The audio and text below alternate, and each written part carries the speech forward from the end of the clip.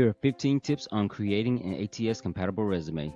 Tip number 1, use a traditional resume or text-based resume. Tip number 2, make sure that you're using keywords from the job description. Tip number 3, don't use any type of graphics, images, emojis, tables, text boxes, charts, anything that might throw off the formatting of a resume.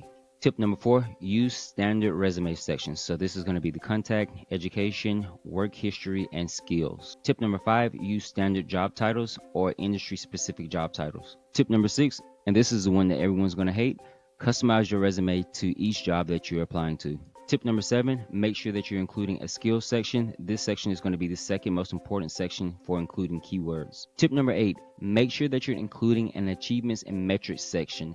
Everybody in business loves numbers, including an ATS. Tip number 9, make sure that you're including any relevant educations outside of your high school and college education. So this could be boot camps, certifications, certificates, and micro-credentials. Tip number 10, make sure that you're saving your resume in a compatible format. So this could be a Word document, a PDF, or TXT file. Tip number 11, make sure that you proofread your resume. You want to make sure that your keywords are spelled right so that you can rank as high as possible in an ATS. Tip number 12, make sure that you are uploading your resume to a resume scanner to see how well it will perform in an ATS. Tip number 13, make sure that you are including the full spellings to any acronyms in your resume at least once. Tip number 14, don't include any information in the header and footer of your resume. This can cause the ATS to read your resume incorrectly and cause your resume to rank low in the ATS. Tip number 15, and this is the last tip and one of the most common practices that you have probably heard people say that they've used before, and that is including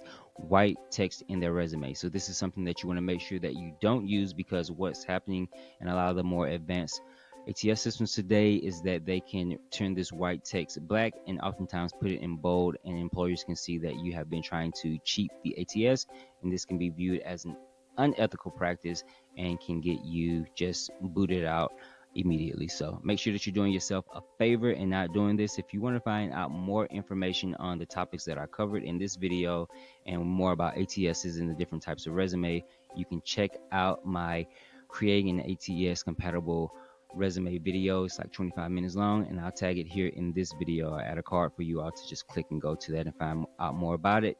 Make sure you visit me on my website, www.careerinsights501.com, and check me out and follow me on all the socials at Career Insights 501. And until next time, keep your dreams in sight. This is your boy Carlos out.